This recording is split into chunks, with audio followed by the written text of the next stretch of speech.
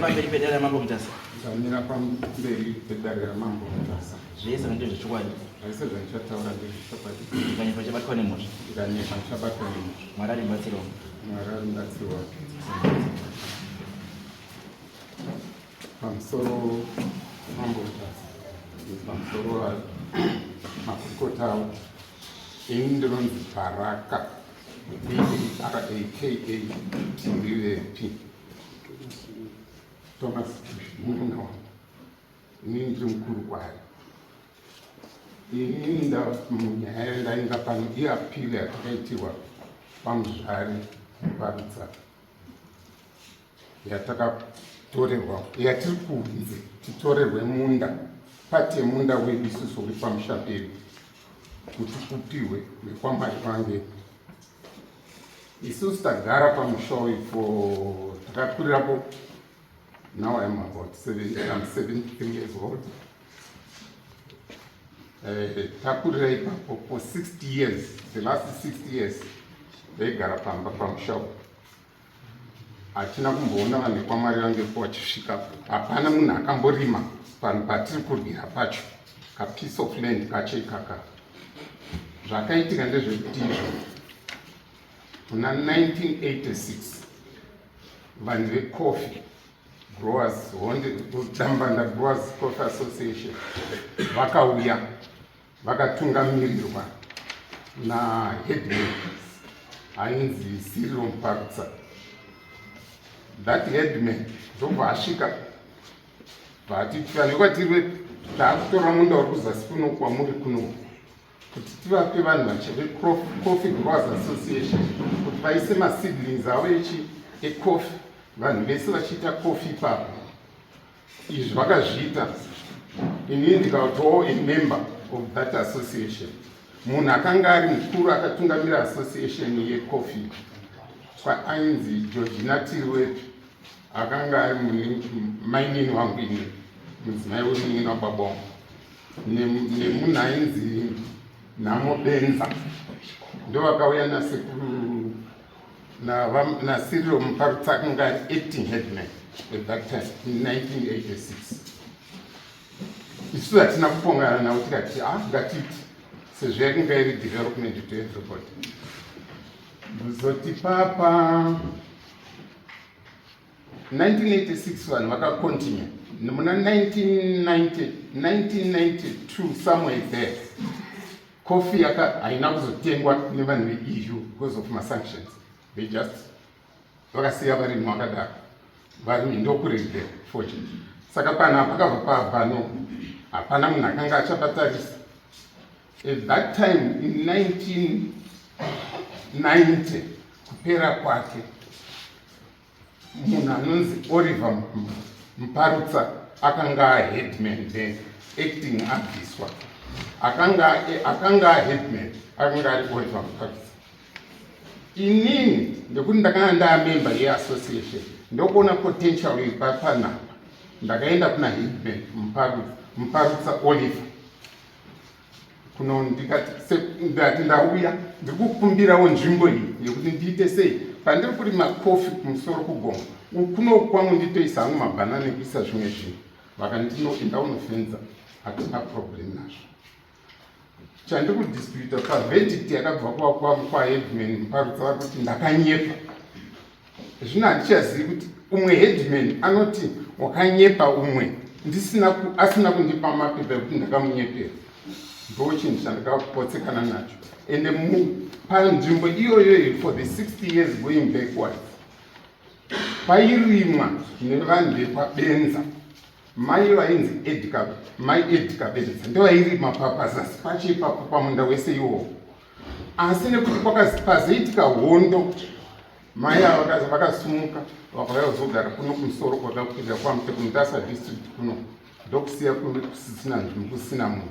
Ndo chakazonditi panzvimbo apa pasisina munhu ndokusaka ndakakwanisa kuenda inini nababa munini wangu is now late ainzi David tiri wepi ndo vakandiperekedza kuenda kwaheadman kunotikumbira kuti tingatorere nzvimbo iyi kubva tapiwa kubva tafenza. So itafenza inini ndini nandiri mutungamiri weproject mumusha medu. I used to work for foreign affairs ndaisenza foreign affairs ndiri diplomat ndakatumwa kunze kwenyika. I couldn't do the project yakabva ita stand still. Hapana munhu akanga achaita sei achavarima, but zvakadaro hatina kusirasa musha because ndopari kuvhute rwedu. Musha wakaramba vakomana unongo vakaramba vachingouya mugore ra 2012 or somewhere there. Ivo vanhu vekwamari yangepo vari kunetsa vari kuti apa papa vakamboda kutora nzvimbo yekumusoro kwedunhu rediro vakanetsana nemwe unongo anonzi Lovejoy ari kustates yezvinezvi asi munhu ndokubva ndazoti Lovejoy kumusoro kwauri kunetsana nako kune peg iriko chipost chakasodzimikirwa nababa wangu kwavakatanga kugara ipapa padunhu patiri papa vakanga vachera reuslipa ndikati ndo pane muganhu wedu. Muganhu vari kudiwa nevanhu vekwamari yange pavapfuure ipapo ndokubva varega kunetsana. Saka ndakazoshama inini iye zvinezvi vakuti iri gowa ramuri kusiya iri ramuri kutora iri ranga riri paupa nderei. Gowa iroro harina kumbofara kaita vanhu ivavo for the 60 years muvunzongo vakanga varipi hatina kumbovaona. Hakuna kana one dira wakambuya uchizondikontrata kuti iwepo watora mundongo kandakaupiwa naOliver muna 1990 end of 1990 ndopandakapiwa naOliver before ndisanda postwa kuenda kuNew York. Saka ndo dambudziko rimwe rekutanga. Rechipiri pane muti watakatema wemumango wanga uripo sure wangu takautema we are guilty of that. Asi mumango uyu chikonzero chekuti uteme pakanga pakuitwa criminal activity. Vanhu vaiba mombe kumusoro kwabuku vaiuya nadzo vosvika vosungirira pamuti iwowo ndopavaiurayira paslaughterhouse yavo. Vaibva vatora nyama idzodzo hatizive kuti ndeyanani because vakomana pamusha pedu vakamboedza kunovadzirira asi vakaita sei vakatotyidzirwa bva vanzi vaipata. Saka tikataona muti uyu wakutipa problem ngatiubvisei. At the same time apa tasingaziva kuti ava vekwamuya vengepo vatoenda kwashi kunoripota kuti ndozviri kuitika. Muti iwowo wakanga wa criminal activity. Mombe dzaidiwa kusaidhi rikuku kuurayira ipapo ndozvakaitika. Then tichingotiri pamwe chete ipapo mugore ra 2014 to 2016 kwakaitwa magetsi ePungwe Independent Electric Power. Headman vedu varipo yezvinezvi current vakadaidza vanhu kwatiri vakauya kuzona vanhu kwatiri. Munhu wakatanga kunoona anonzi Moses munin'ina wangu is a cousin brother. Vakamuti Moses uya taakuda kuti kambani varende the same place iyoyo. Saka tautaura Moses ndokubva. Inini Moses pandakazozviti ndakati no zvamaita handizvo. Munin'ina wangu anonzi Lovejoy wache anga aripo. Ndikaona Lovejoy iwe enda unoona muzvare unoti aiwa zvaitwa izvi it's not correct. Mune remangwana zvinozotinetsa. Iwewe enda unotaura nevanhu motaurirana whatever rentals dziriya kwatiri noti dziende kuna Moses. Lovejoy nemurungu ainzi Goddard that company vakanoona muzvare mu 2014 vakanopiwa vakabvanzi okay chiitai go ahead chiitai agree ndokubvumirana. At that time anga ari maZimbabwe dollars I think it was $250 rentals yaibhadhara ichitoya kwatiri. Ndipo mari yange kwatina kumbovaona vachiya kuti muri kutorirei rendi yevarungu ava. Zvazondiita ndidaro inini am an ex-combatant. Uyu munda uyu wandakarwira inini inheritance yababa wangu. Saka kuti ndingotorerwa No, it's very painful. Ende kuti ndinyeperwe zvekuti ndakanyepera Olive. Ndida kuziyawo imimi mambo kuti Olive wacho mwana wenyu makamisa reni pachigaro. Asi ndiye akandipa haasisipo nhasi kuti andipo humbo kana ivo baba vangu ivo havasisipo nhasi. Saka zvinhu zvikundirwadza zvikuru kuti vanhu veimba huru yakaita semi vatinotoma mongoti mafuma maakunditorera mangwana ko vakambodi kuti daidzawo takataurirana takawapawo history yepano apa kana vanga pasingapazivi tangonzi taakudiwa kudai. Okay, it's okay. Dipe judgment. Mapepa alipi?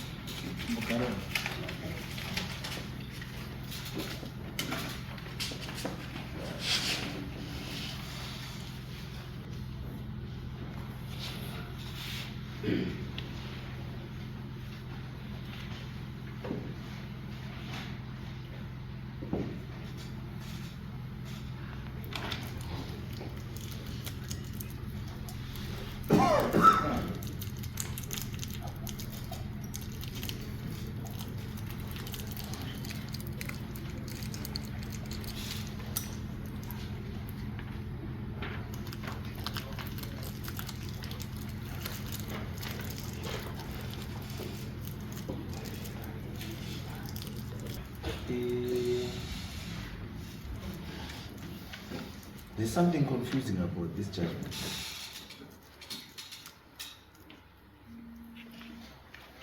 Because the judgment, apart from the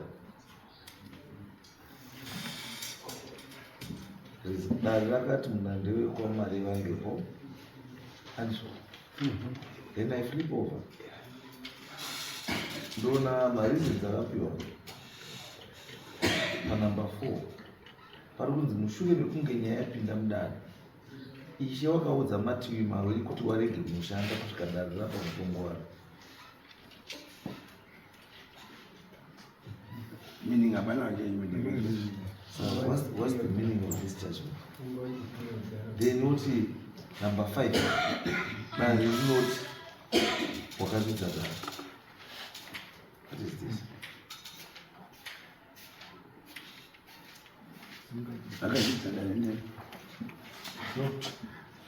Yes, I'm trying to understand.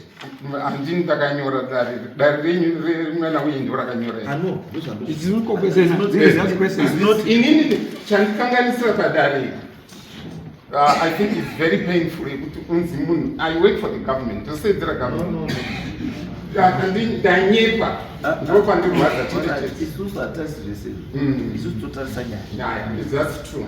Saka ini zvamutarisa inyaya. Inyaya. Handikutarisa munhu bauti mburi ani. No, that's true. Izvo handitarisi. Ndati inini. My questions are raised. My questions are not raised. They are not directed at you. They are directed to the judgment.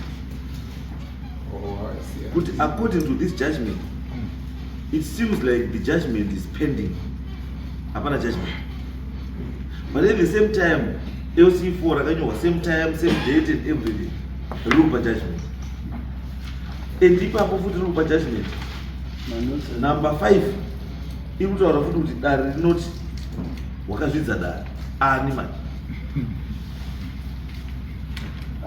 It's not clear. It's clear. Whatever na kuti akamanga akazvidza. Kana akamanga azvidza. Azvidza dare ndiana and what is the reason yekuti munhu anzi akazvidza dare? Because kana uchinzi wakazvidza dare ka it's either hauna kuuya mukoti kana wakadaidzwa mukoti 1 kana 2 pakapiwa mutombo asi hauna kuteerera mutombo ndiyo contempt of court. Saka apa ari contempt of court ndiani? The judgment is not clear. Pakati penyu muri true. Isusu takanga tiripo ende isusu ndisi takatozonotora judgment vakatibhuya musori ndisi takazonotora kune rimwe judgment yamakapiwa Yakafanana.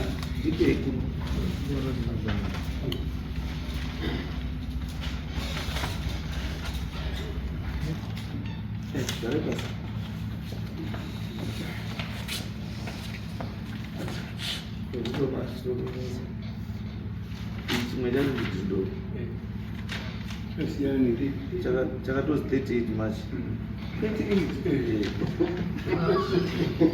Isina 30 March. Isiri 1 isina 38 March. Mwezi.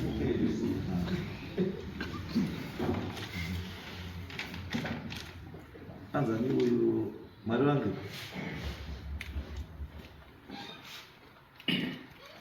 Right. Tipe history nzvimbo. Pamusori dare pamusori mambo kutasa. Ndare rawo remekeza. Nyaya iri apa ini ndonzi Edmond Mari wangepo.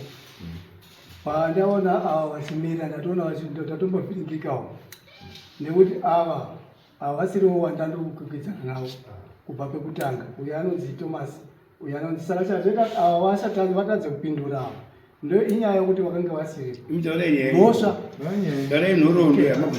nhorondo yati kutaura inini pandakaenda kwamuzvari muparutsa ndakaenda nhorondo yemunda ndeyekuti muna 1985 ndakadaidzwa nambuya vangu tiri pamba namukoma vangu kobva vanzi ava komana pindire muno tobva tapinda tobva taona vamaturanga vakanga vari secretary weCoffee Growers Association vobva vasvika pamba ndavakomana ndaona ava samaturanga vachiuya asi nyaya yavauya nayo ndeyekuti tanga taona nzvimbo iyi iri papa iyi kuti tikwanise kuishandisa kuprojekti yedu. Saka samaturanga vakachiti chanditi ndiuye panapa inini chanditi ndiuye panapa tafungidzira kuti munda ndewekwani wakatebede asi kwakatebede vanova vakapambuya wangu munda ndovazvakazorifeya samaturanga kumba kwedu. Saka pandakazoita ndakazoti ano at least project yakainge ichifamba almost everybody akanga ari member yeassociation vatichiri makofi. Saka chakazoita kuti ndidaro ndakazoona kuti Coffee Growers yadi yaparara hapasina development iripo ndobva ndati secretary tokumbira kuti samaturanga ndimakanga muri secretary weCoffee Growers Association tiri kukumbira kuti kana maguma mudzokese henyu munda kwatiri noti tauda kushandisa. Secretary obva ndinyaenda inzwa hatikakwanisi kuti ndikupedzere ndega ndati handikuna sabhuku kabvapo tobva tabva kusabhuku akati tikaenda kuna muzvari saka ndokwakatongwa nyaya iyoyo. Asi pane zvimwe zvatisina kugutsikana nazvo zvakazvitaurwa navatireki. Nhorondo yemunda nhorondo mapa here ndorondapa yekuti ndakati secretary toti mutidzokere munda wedu kokuma muri association haisi nhorondo bai katuti nhoro yemunda kuti history yemunda kuti munda makauwana sei gore ripi ichi zvayakaenda kuCoffee Growers irini ndiani akapa kuCoffee Growers ndiyo nhoro makapagara rini pakafenzwa rini nani mumango wakasimwa ndiani rini ndiyo nhoro yemunda iri ndoziva ndeyekuti baba wangu inini sekuru wangu inini vanga vakarorera kwakatebede nekwamutomba vane madzimai mairi zvavanga vane madzimai mairi wekwakatebede wakachipa mbuya mari wangepo kuti teteri mai apa rini handingapi dhete asi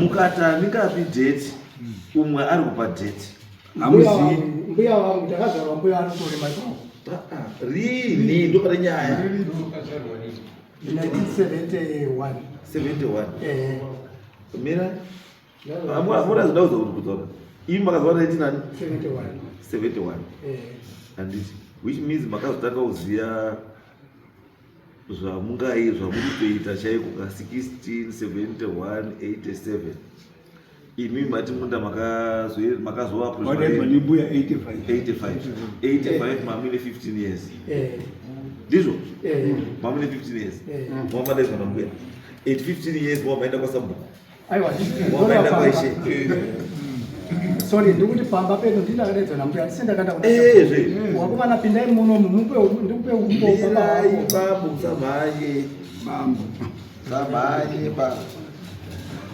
makazva wa 1971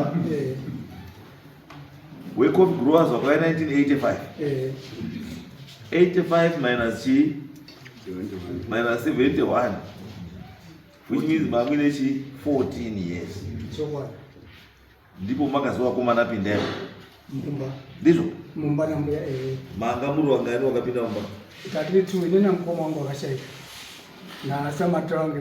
nasamatiranga anga ari secretary weorganization nambuya kuti watatiri 4 maabuda mataurwa muri 2 vamabva muri 2 vamadini nyaya yanga yakuna secretary nokuti wataura nambuya kuti ndaona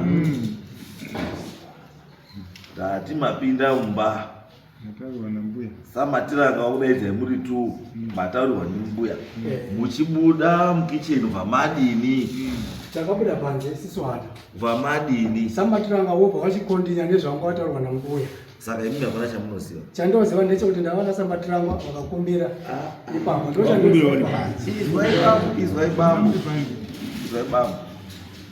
pamwe pacho zvandoziva ndoti ndoziva zvandisingaziva handizivi because amupindisa matiranga basekretary weCoffee Growers Association muyefamily issues this thing chiri kuda munhu wekwani wekwamari wangepo ndiye akafambira chinhu bwe ndowaridzwe chinhu uyu weCoffee Growers ka haana kana simba because munhu akatokumbirawo ende kuti iye secretary ko-chairman wakangani committee acho chairman wekomiti angani akambopa secretary iyo simba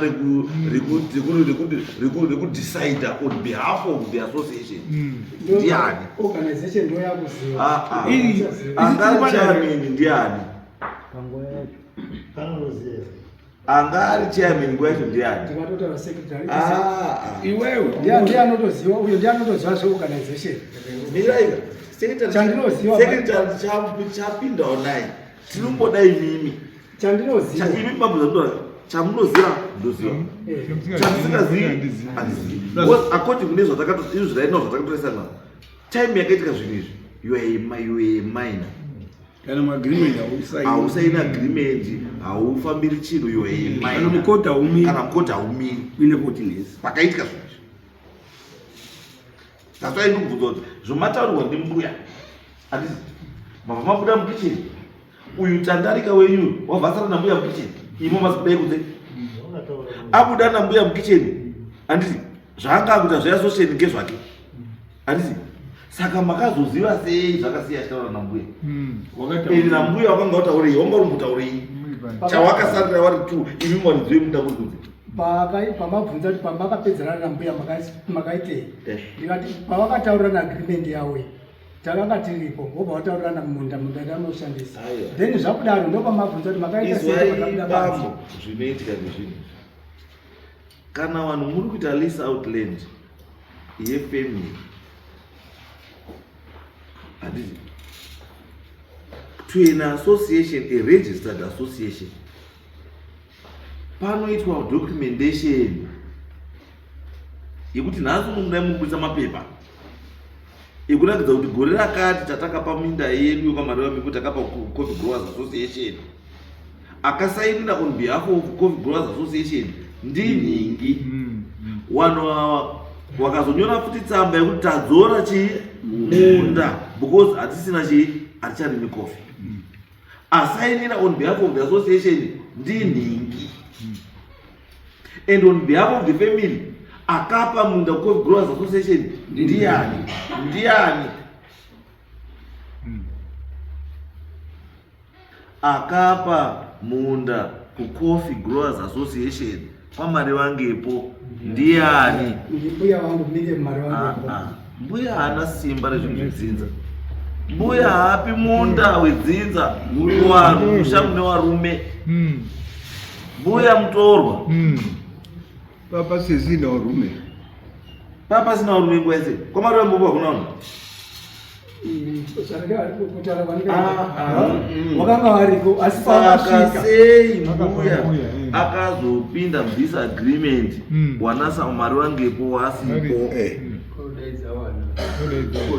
wakasvikirwa tisi takasvikirwa tiri pamusha tisi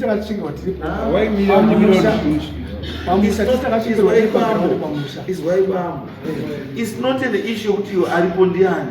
It's about doing the correct thing. Kana tichiombera tinombera tichitanga kupi tinoti hero tichibvepo tinoti hero tichibva musoro tidzika pasi kana tinoti hero tichibva pasi tichikira musoro. Imimi sevadiki zvamakapiwa nembuya wari kumusoro kwenyu makawapira pazera rangu ini ndaisakwanisa mbuya ndo akazoti mbuya kana uchitiwe pazera rako wanga usingakwanisi so it means pazera rako wanga usingakwanisi kumirira chinhu. Ndati kana wati iwewe pazera rako wanga usingakwanisi kusuma wari kumusoro kwako kuti ndo zvataurwa nambuya handiti so it means kuti pazera rako iwewe wanga usingakwanisi kumirira chinhu.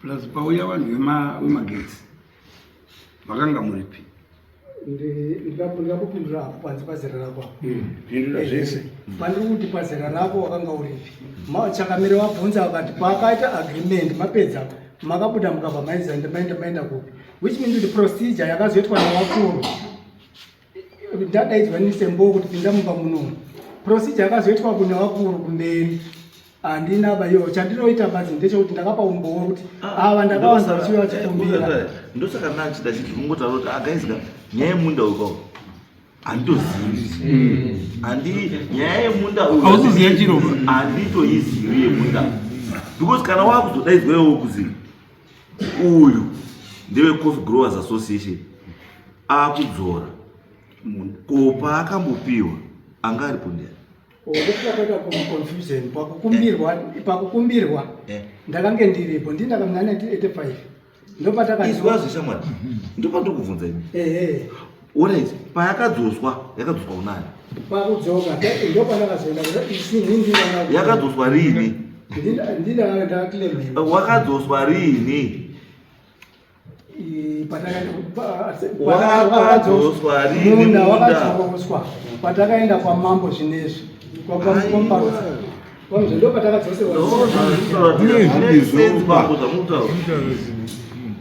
munda makudzorerwa munda izvozvi 2026 asi vanhu vakapedzisira kurima murini Coffee Growers yakapedzisira kurima ipapo rini usataurapindura ini Coffee Growers yakapedzisira kurima parini around 2000 kanza makora kana usikaziva kana usikaziva udi auzivi Coffee Growers kana akupasi Coffee Growers sumukai baba pamusoro mambo nemakurukota ya apo mataura mabvunza mubvunzo wakanaka kuti zita rangu rinoitwa Tendai Mari Wangepo. Ya nhoroondo yemunda uyu munda wakapuwa yeye mai wedu Mukunda Katebere Ndwana Katebere. Aiwa mira imba imi muri antauresa ini ndiri Tendai Mari Wangepo. Alright ndosaka mauya imi makamirira association tikuda chairman weassociation imimi you cannot represent the association because they are already conflicted. Ndosaka ndakubvunza kuti chairman weassociation iyi kana vice chairman uripi? Chairman uripi?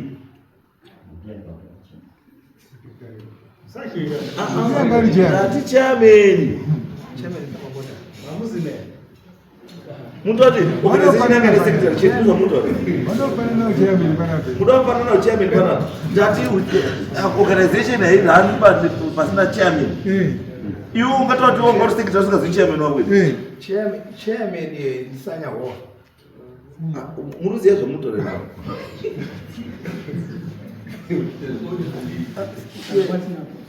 Mambo. Izwebambo. Into namnandara chokwadi. Ine mandara zvanoziva. Munhu chausingaziva hauzivi. Simple. But my worry, ndekuti iwewe uri secretary general. Andika. You want to stand there wobvunza munhu akati chairman ndiani. Iwe secretary general. And secretary general na chairman ndimo vanhu muri two munorun organization. And you want to tell me kuti wauzi chairman of?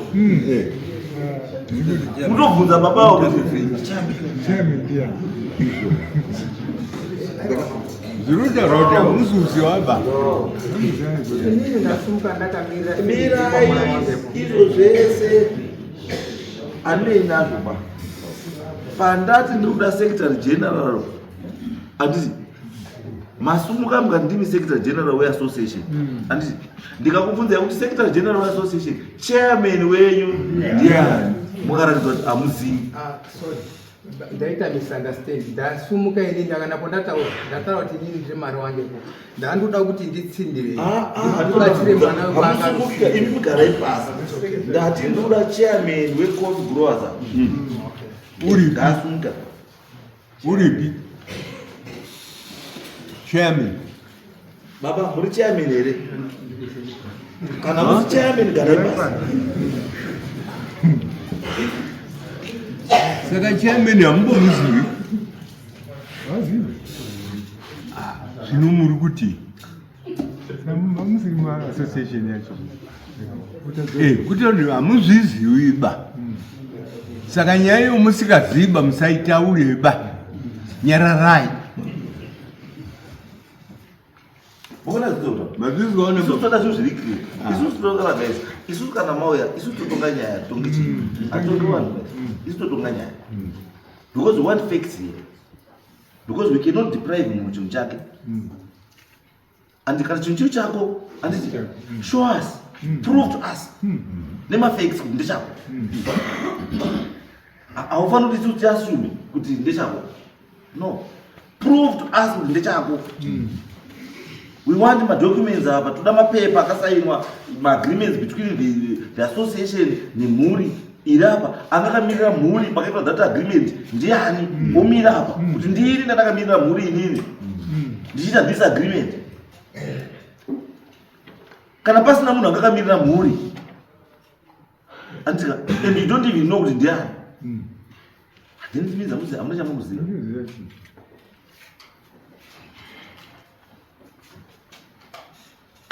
Matara anosiyana.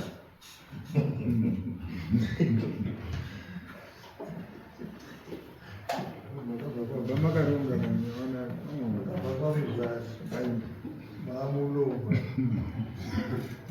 vanaona isusu toda chinhu chiri clear. As long as there is no clear uye kuda kubva kuti chinhu ndechenyi. The onus is on you to prove to us kuti land yamuri kuclaima ndeye. Isusu hatifaniri kuprovira isusu kuti land ndeye. Imi prove to us kuti land ndeye. Inini I'm not worried about nyaya dzechi. I'm not worried about kuti mufemi chakazodai chakadai. I want pandoda kuti ndizive ndipo kuti uyu kuti azoite claim ownership over this thing akaclaima sei, chii chachaitika, kutanga rini, kuti uyu azove ndiye anopiwa marentals enzvimbo iyi, imi muripo, chii chakaitika. I must know. Akambodirecta vanhu wemagetsi kuti endai kwatiri wepi ndiani, and akabvumidzwa ndokwatiri wepi kuti wapiwe marentals epanzvimbo apo ndiani. Imi muripi? Based on what? Imi paipiwa marentals pachifenzwa mamuripi. Mutoti hamudi mari bepe nekuti munozoti vanhu ndopiwa mari avo varikufenza, ndopiwa mari ido munova makanyarara. waitozoita pachipa Hazvidi. Munyarara mari izhi vanhu vamwe varikuidiwa pachipenzwa muri kuona Minyarara. Saka miri pane muti wataurwa ndibabavo kuzi ndipo paiba wani wangoba mombe ndipo dzaiurayiwa. Muti wacho mungouziva here. Gare pasi. Mukuziwa here. Uziwa mangu. Wakasimwa ndia. Ndingazivi kuti wakasima ndiani. Usingazivi, then let's not talk about it. Then auzi. Let's not talk about it. We may waste time. And we may waste time. Tichitendera tichitaura basa. Was part of my issues of that clarification. Akawanda. And coffee growers yakapiwa nani? Ikadzosa kunani? Fence yakaiswa ndiani? Yakaiswa rini? Kana ichiripo nanhasi? Why? Wemagetsi wauya akawaendesa kundiani? Si asina kuendesa. Isha akanga aripo panguva iyoyo ndiani?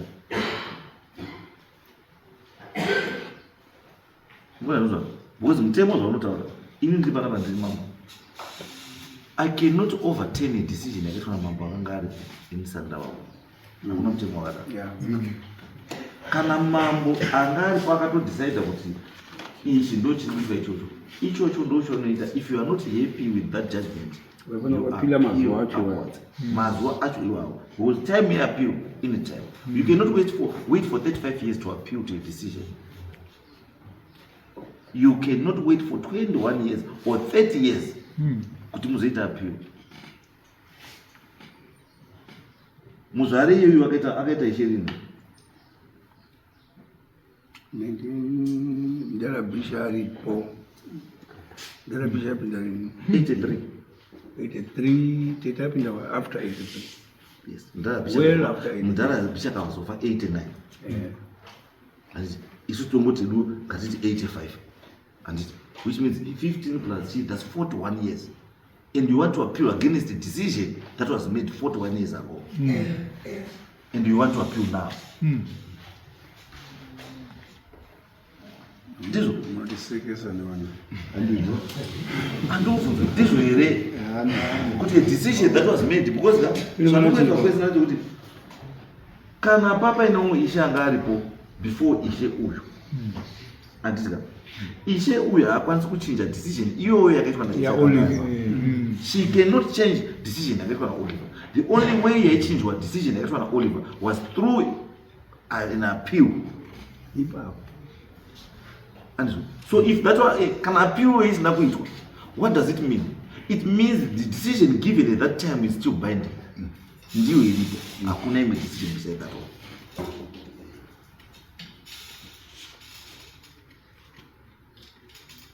Munuzo hizo ndizo toa. Kuti kana pasina kutoa appeal against this decision yakapiwa na Oliver, then it means that decision yakapiwa na Oliver is still standing, is still binding. Ndiyo ilipo. Ukatoita anything against that decision, it means you're in contempt of court. But damzwana muri kuita manje kuti zvinhu zvatuda zvacho for you to prove to us kuti zvinhu ndizvo here kuti handizvo. Alright, Oliver anga ari sheri. Ya zvekushirwa Oliver akapinda 1989 between 89 between around 89 Ngokwani mangori mangani.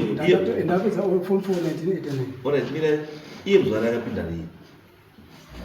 Noronde madzishenga ndiletsa kuti ndikupe umbowo badzi noronde madzishenga. We were trying to prove kuti muzvara akagadzwa na Chimbadzo na Mudharabishi. And Mudharabishi reign was 83 to 89. So meaning kuti muzvara akagadzwa before 89. And Oliver anga yakafa 89. Mukada kuuza kuti wale. Ukona nyaya yacho panuzo. Kwanza muzvara akagadzwa na Mudhara Chakanyuka. Pachina Samarungu. Ana Marungu. Kana ni Marungu kama Mudhara Chakanyuka, that is after 2004. That's after 2004. In 1989 mabvunza kuti Oliver akagadzwa rini. Ndikati memory yangu inoti 1989. Wobva mbati wakanga une makore manga ndikando ndakapedza form 4 ndakura. 89 ndipo ndoziva kuti Oliver akagadzwa pakati. mukati ko imwe zvakakabhagadzwa nini sorry ndopanda unokamire wemadzishe ndozvandikutaura kuti andikambona nyaya ndikutaura kuti uone zvipikicha ndida kuedza kuona kana uri kuona pikicha yatiri kuona tese kana kuti handiri kuona pamwe wasi kuiona kana Oliver akagadzwa 1989 muzvare achinogadzwa 2004 urunzwa land ichipiwa Coffee Growers Association in 1985 ndobva yadzoserwa futi kufamily kwenyu before 2000. It means angari in charge ndiye Oliver. Ayo azvinanga bai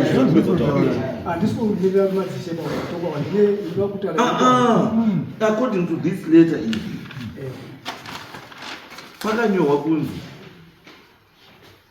mhuri yekwatiri wepi yakazonyepera dare kuti munda wakapiwa mvumo naishe Oliver Mparutsa kuti wadarike mugano wavo wemugano wachipfudza waye, asi zvakaonekwa kuti ishe Oliver wakanga wasati wauya kuno kuzoita ishe. Judgment yamayana ende ndikutika I'm quitting that one now because kana Oliver akagara 89 iye muzvara achizopinda 2004 imimi history yatitoa nezvayaro ndeya 85 in 91 it means angari in charge ndiani ndi Oliver. So muzvari cannot dispute existence yani Oliver akanyepa kana kati Oliver akanyepa uyu akanyepa kuti Oliver ndiye akaita izvi iye angasati apa chigaro kune zvinotiza kuti iye muzvari angasati apa chigaro angari pachigaro ndi Oliver up to 2004 because iye mugare muzvari munhu akamugadza ndichakanyuka chakanyuka akaita mambo 2004 which means kugadzwa kwamuzvari is after 2004. So she cannot dispute it chakaitwa before 2000 before iye meaning kuti zvandachikutaura zve kuti decision yekupa munda ndekubvunzwa kuisa fence nechii zvese zvakaitwa naishani Oliver.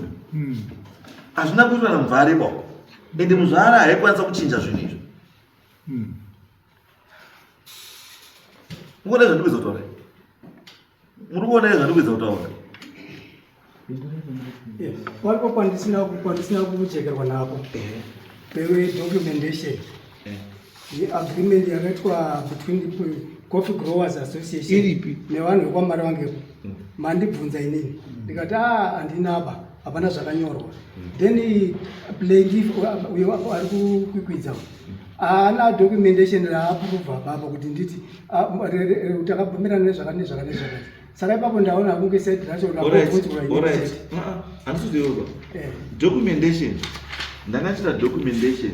Why do that documentation? And why do that documentation? Because the reason why ndabvunza judgment is because judgment ndio ina plaintiff. Kwa mzare you the plaintiff. Saka who are supposed to prove produce the documentation? Is what the reason why ndabvunza judgment ndekwa mzare is because I wanted to go through judgment because this is an appeal. Saka kana iri appeal I look at the judgment yakapiwa yanga iripo chandiroziva ni pamaziviro andoita macustomary agreement edu isisu atinoita sevanhu kufanana neapo hatisandaona panonyorwa namaagreement maagreement izva mari vange kundiuziva pauri kuzepa pauri kuziva unofana kuya kudare mazuva akawanda because chinhu choutaura nechacho is not between an individual and an individual. It's between an individual and an association in a constitution. In a structure inorana chinhu. Because this is an association, Coffee Growers Association, in a constitution.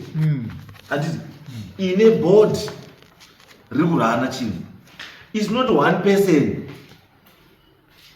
Ndio yetinoti macustomary agreements.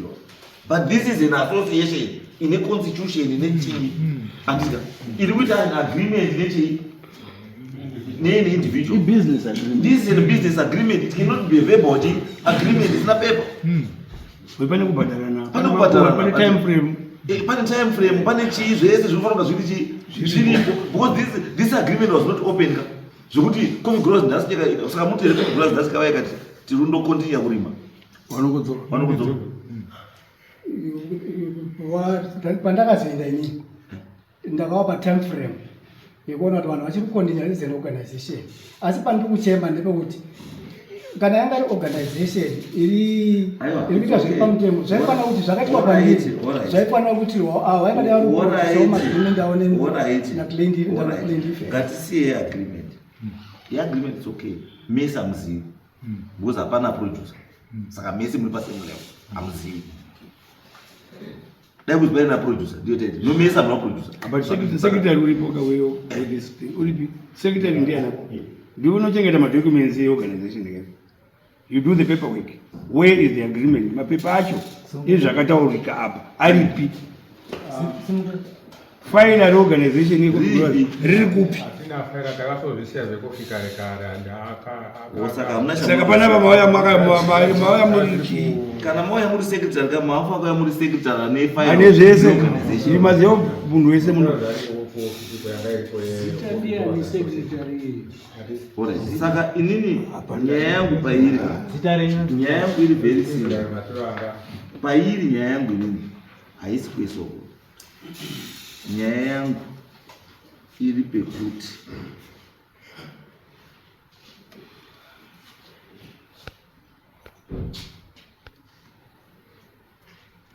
Muzvare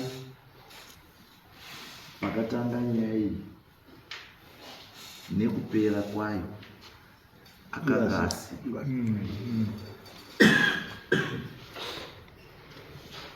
Alright, uye akauya rini? Wemagetsi wakauya rini? Wemagetsi hapana zvandakaita, hapana agreement, hapana zvandakaita. Wemagetsi wakauya rini? Ndakaenda rini maona. Panzvimbo pawakapiwa apa pawabhadhara renda wakaenda rini? Wakauya rini? Hapana chandoziva pane zvemagetsi. Saka muziise uyo wakaenda nzvimbo ipari penyu. Aiwa usati zwaiba. Iyo izwa kachama usati dzosera mumashure. Tati pane nzvimbo yenyaya yataura kuti pane wemagetsi wakapiwa pamunda ipo papa. Wari kubhadhara marenda wasi. Ndozvandobvunza kuti magetsi iwawo wakauya rini pamunda. Kana muchiti hamuzivi imi munda munoti ndewenyu. Ruti manje. Wemagetsi wapinda. Chiyazoita ndiClaim. Ndaona pangoti uyo ari kupinda ndaona munda wangu ndakuudza kuti iri wemagetsi wakauya rini. Pane zvekusaubvunza. Wemagetsi ndio wemagetsi wakauya rini. Anasikazivi kuti handisi. Wemagetsi wakauya rini 2014. Andikakona ndizva. Iwe wakaita meeting 1985. Makaita meeting nambuya 1985. Nasabhu nechizvisi 1985. 1985 muzare wozouya kugadzirwa 2004. 2004 to 2014, that's 10 years. Wemagetsi wabva overway. 2014 wemagetsi wauya 2026, that's 12 years.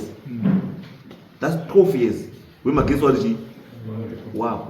And hapana rudi. Hapana contest, hapana kufunza.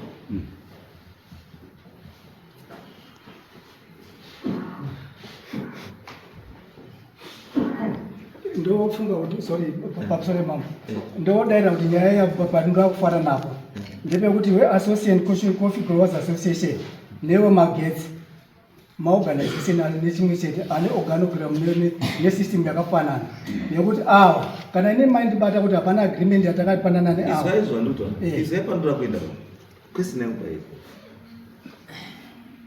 pakaitwa agreement newemagetsi maererano nenzvimbo akanga aishendera ndofunga chakakosha ndechekuti kupindura mubvunzo anga aishe ndiani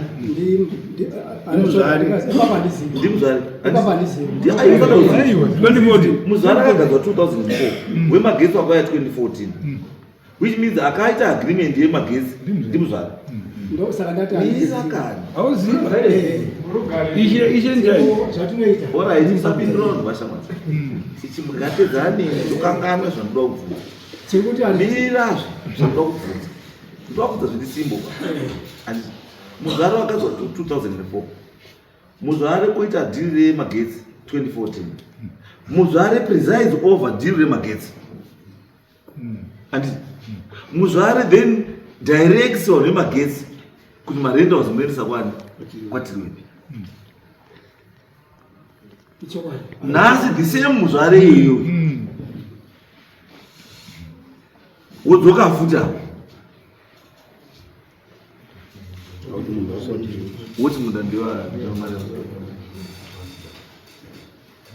the same muzvare iyoyo woti munhu ari unyepera Oliver kuti zvakaita 1925 Oliver anga asirishi zvakaitwa 1985 ndingabvunza vanhu mune ruzivo rekuti pakati pamagetsi kana kuti maita zvekunzwa nekuti havana dokumenti vaprodusa vaida inini ndinomagetsi enditandiswa zvemagetsi because ava vanhu vanganitaura nyaya yekuti tatorisiva mari yava murisiva yemagetsi yange rei yange marentos mutaurei yange ri marentos marentos marentos vaipaka pendi ndopamba pastorum pavo vainza kuauditra tikasenza kuzuva rodoka dzedzo pakwa pamunda ipapo dzokirwa ipapo saka vaibva takaya tine rental agreement ndopanda kuti chakakosha chandibata inini ndechekuti handida kukwanisa kuprodusa agreement pane coffee growers izwa usaite mberi udzoka mashure ndiwe watidzosa kumagetsi andika ukati magetsi anga ari wei andika apindura kuti magetsi yange iri nyaya ichi yange iri parking bay anditi zvafana netruckini itruckini munhu anouya achiisa zvinhu zvavo usiku by you pay a fee then mangwana woenda kwarudi saka wemagetsi wakauya pamunda apa ndipo waitwa chinoshanda mishina yako kwese wachidzoka manhero wachisa papi wachibhadhara rent kumhuri yekwani yekwatiriwe akafacilitata that thing ndiani ndimuzvare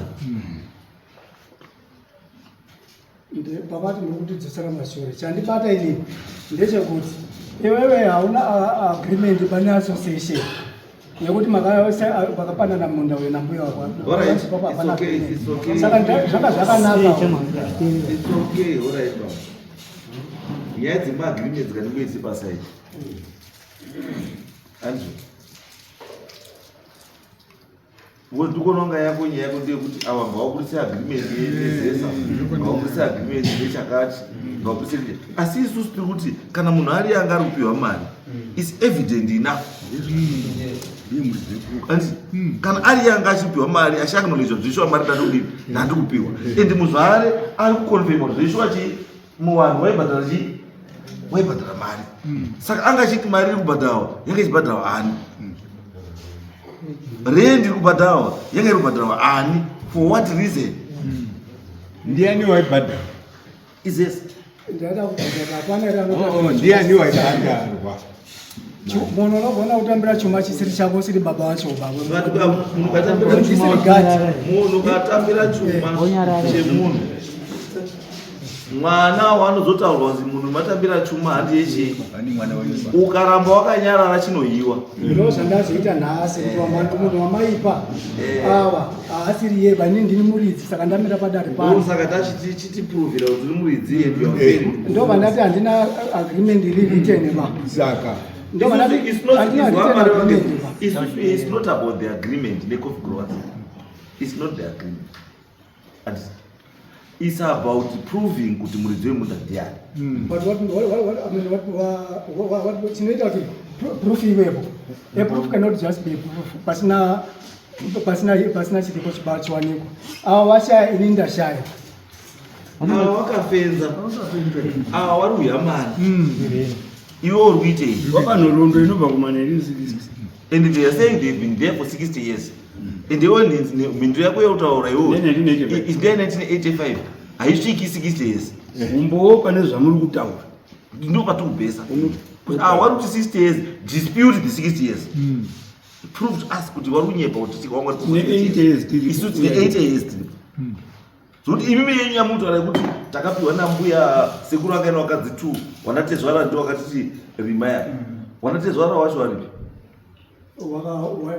mboo dzese dzakakunge asi kana muri kudziwa ari kuwanda nakwanisa kuita futi mboo pasamudzo kaerenga zviripo pakanzi kudii pasamudzo unouya nenguo dzako dzese muswedari dzinosimbisa nyaya yani dzinosimbisa nyaya yako ndauya nadzo mboo dzako mukati dzisiridzoba makuda munhu wandine ndauya mboo dzangu mukati iwe usataure mboo yacho izwa uyo ndimari wangepo handisi haamiri apa achitaura nyaya dzekwani dzekwamari wangepo because he is an interested party haana chachataura chiri against because iye ari kutodawo ataura kuti ndiri confused ndatisina kuziva ndosaka zomuudza izwa shamwari ati ari confused tikamutaurira kuti aiwa bambo hamumiri baba because muri wekwani kwamarero because atosumuka achiti ndoda kutotsigira zvauri kutaura iwewe and at the same time arikuda kumira futi sasekretary wecoffee growers ndozvatarapo hazviiti mabhozi watoone saidi kati bhozi kanoda kutsigira zvotaura neuyu kanoda kutsigira zvotaura neuyu watoone saidi kati andikasandoti hazviiti zvakafanana nemukoti mambo mukadzi wako iwewe haaiti witness yako mwana wako iwewe haaiti witness yako iwewe hauiti witness yemwana wako iwewe hauiti witness yemukadzi wako iye ndiye anochigona kumira obvamira kuti angakamirira neni ndandisingaiye uyu iye anouya kuti bati ini ndandakamirirani sorry batsiri vayo batsiri vasikateereri magara pasa uruzikaibamuzvaruta tati uyu aifanira wanga angouya handiti achiti ndiriwo mhuri yekwani ikwamari wangepo tikurwira chinhu chani chedu iwe wasumuka iye wosumuka wowedzera umwe wosumuka wafuti wodi wowedzera wekwani wekwamari wangepo ndiyo proof yatiri kuda handiti noti kuti asumuke manje achiti ndiri wecoffee growers association ndikutati aiwa kana unoda kutotsigira zvekwamari wangepo hauchakwanisi kumirira coffee growers association because waane saidi kudhara ndosaka tatira kudani chairman navice chairman wecoffee growers kuti wasinyazotitaurira chii chokwadi atiwanotitaurira kuti makapiwa ndiani takataura nanhingi tikapiwa nanhingi gore rakati tikasiya gore rakati tikatanga gore rakati ndocherenyeri pandauda kubudisa ndepekuti pawasimuka ava havana kusimuka wakamirira sekretary pa wati ndiri kwamari wangepo mukati gara pasi which means paasimuka haana kusimuka ari kuti ndiri sekretary ndiri baba wangu wakamirira inini ndati ndokuda secretary general wecoffee growers association ndokubva asumuka paazosumuka apa taakumubvunza ndopaazoti ndoda kutsigira zvokutaurwa nemunin'a wangu ndopatazo aiwa kana uda kutsigira zvotaurwa nemunin'a chigara pasi hauchamiriri coffee growers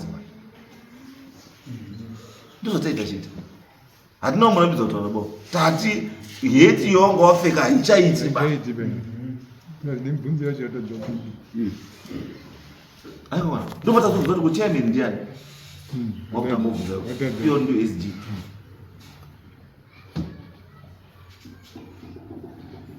anyway ndikati kupe mukana endai muone mboo dzamutaura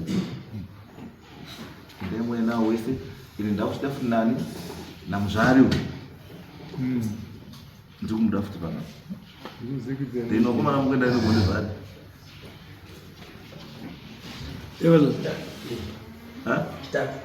chitatu mamasvika pamunda iwo doti muone munda iwo then munipa ripoti kuti munda wacho wakamira sei asi wanwa todzoka next week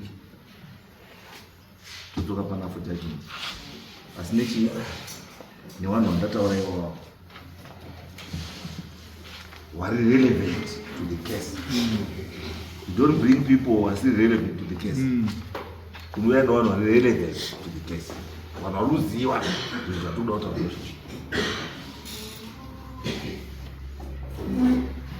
andizvo next week ine mumwe mabhuku ako awo andikataura ukapani mabori anditi vanouyawo nembowo yavo wakapiwa kana kuine kumhuri kwaoliva anga aripo that person anouya Ande, tusakana Saturday. Maita basa.